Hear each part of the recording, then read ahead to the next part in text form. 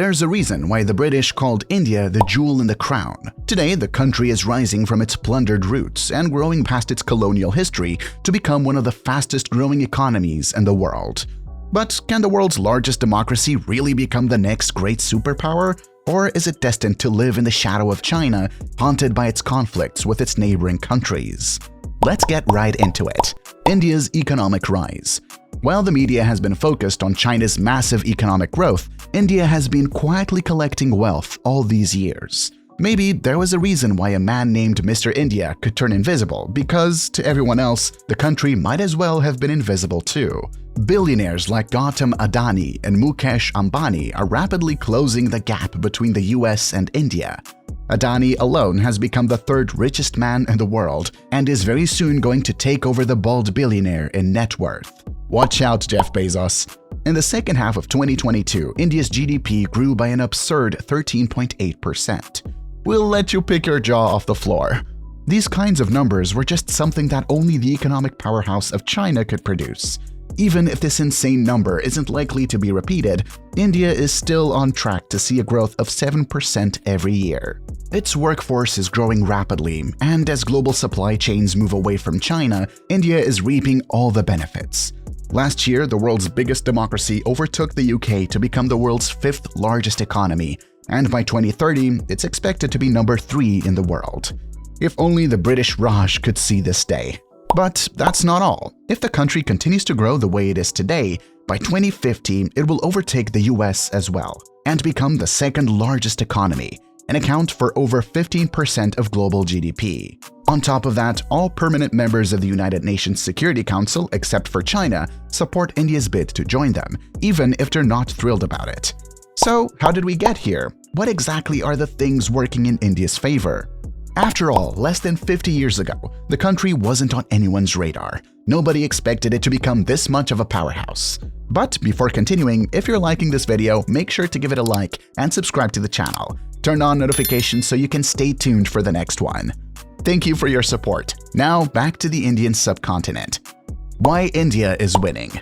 India has a lot of things working in its favor. Let's get into the most obvious thing first. India is growing so quickly because it's such a poor country, which means it has massive potential for catching up.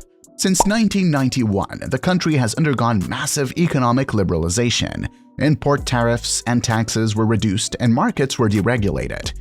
Cheap labor and almost guaranteed gains brought in foreign investment like crazy. From 1991 to 2019, India's GDP by purchasing power parity increased by over 770%. You can try to name any other country that has these numbers. And for India, it's only getting better from here. If the country was already a hub for outsourcing services such as software development and customer service, the post-pandemic has only increased its demand. CEOs are a lot more comfortable with both working from behind a screen and working in another country. Turns out someone did benefit from COVID. For India, it's been a game changer.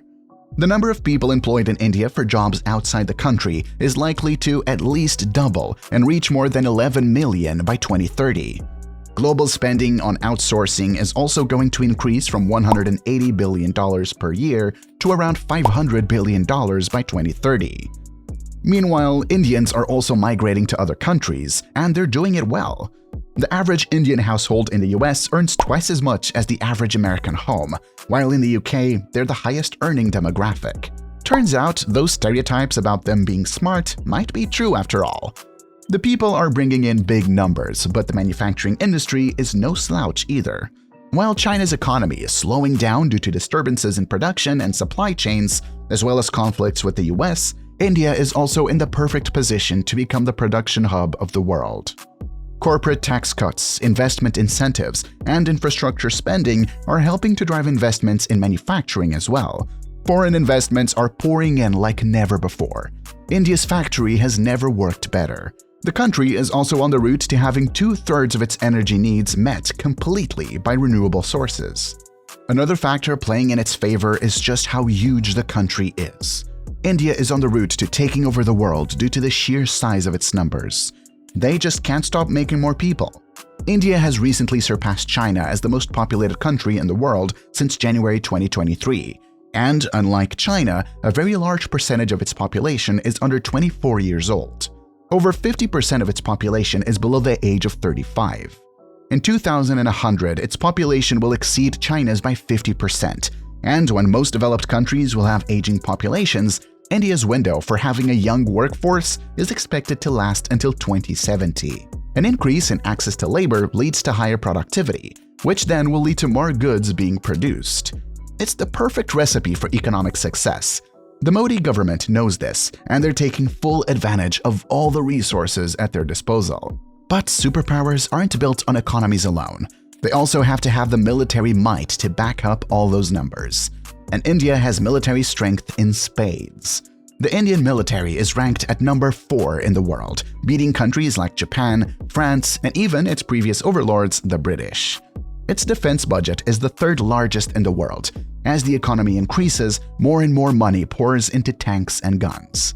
Meanwhile, India is on the slow yet steady path to completely modernizing its military, while also starting to become self-reliant with the release of its own weapons and vehicles. For example, the Arjun main battle tank line. If you take India's nuclear assets into account, it's safe to say it has the military aspect covered too. Of course, it's not all sunshine and roses in good old Mother India. It has its fair share of issues that it has to deal with if it wants to continue on this track. The problems. Let's get down to the nitty-gritty. The most obvious of the problems is that India's infrastructure isn't enough to keep up with what it wants to do. Of course, the government is taking steps to bring it up to the standard. For example, the $90 billion Delhi-Mumbai Industrial Corridor is a mega project that will build rail lines, airports, highways, and mega cities.